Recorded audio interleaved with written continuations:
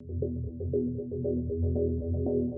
Sardaukar are a fictional fanatical army from Frank Herbert's Dune universe, primarily featured in the 1965 science fiction novel Dune, as well as Brian Herbert and Kevin J. Anderson's Prelude to Dune prequel trilogy. They were an elite military force of the Padishah Emperor, who served predominantly during the Carino Empire, also known as the Carino Imperium, and were feared throughout the known universe. They were notorious for their fanatical fervour, their unsurpassed fighting abilities, and their absolute brutality. The Sardaukar were the key to the House Carino's hold on the imperial throne, and their training emphasised merciless, near-suicidal disregard for personal safety, and the use of cruelty as a weapon to weaken opponents with terror. In Dune, a Sardaukar colonel sneers at Dr. Yue's mere mention of the word pity. Members of the Sardaukar were raised from a young age in a vicious environment that meant almost half of them perished before the age of 7. Intense training endowed them with awe-inspiring swordsmanship and fearsome abilities in espionage.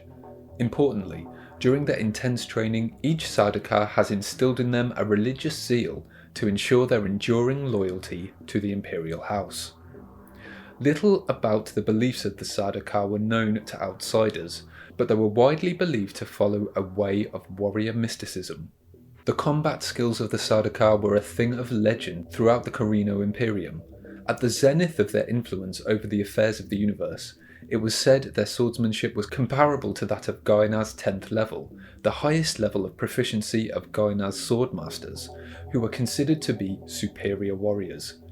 It was also said that their guileful powers at infighting could match that of a Bene Gesserit adept. The powers of the Sardaukar were said to be largely shaped by the severe environment and ruthless discipline to which they were subjected on the planet Seleucia Secundus, the designated homeworld of House Carino during its early history, although it later became a prison planet after the migration of the royal court to the paradise planet of Catan. Those who became the first Sardaukar had once been members of a warlike ethnic group on Seleucia Secundus called the Sarda. Only the Fremen, who were raised in a fanatical warrior culture of their own on the cruel desert environment of Arakis, were skilled enough to equal the Sardaukar.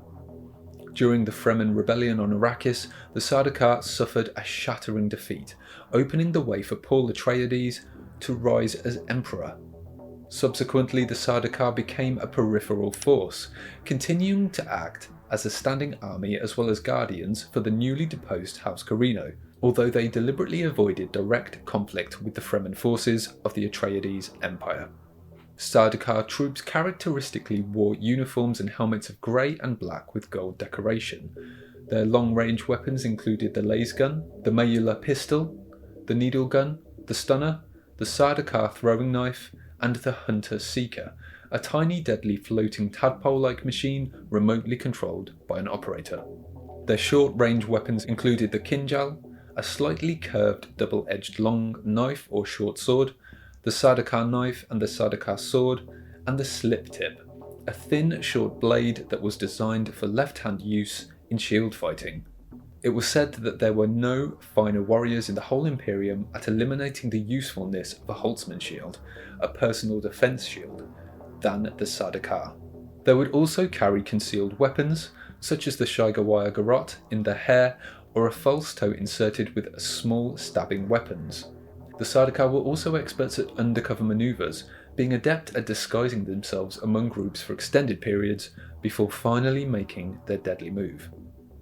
In close-quarter hand-to-hand combat, they would coalesce in groups of 3 and adopt a triangular fighting stance, each with their backs to the other. During the Harkonnen attack on the House Atreides-controlled Arakis, Sardaukar troops were provided by Emperor Shaddam IV to assist the Harkonnens. Even though the Sardaukar forces were disguised in Harkonnen livery, the Atreides forces could recognise the Sardaukar by their unique combat style and often hawk-like features. The Sardaukar were crucial in upholding the imperial hegemony of House Carino.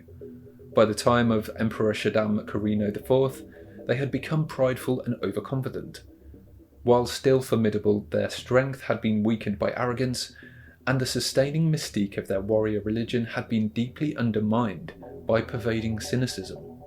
After House Carino's fall, the Sardaukar were allowed to maintain only one Imperial Standard Legion of approximately 30,000 men on Seleucus Secundus. The Sardaukar ceased to exist as a viable entity after Farid and Carino became the concubine of Ganymer Atreides when Leto II ascended to the Imperial throne as God Emperor. During his rule, one of Leto II's many Duncan Idaho Gollers led the last of the Sardaukar in an attempted revolt. The defeat on Arakis, the Sardaukar's later revolt against the God Emperor, and the overall decline of the Sardaukar mystique attributed to the final disbanding of the Sardaukar Corps. They were eventually replaced by the female warriors known as the Fish Speakers, some of whom had Sardaukar blood running through their veins.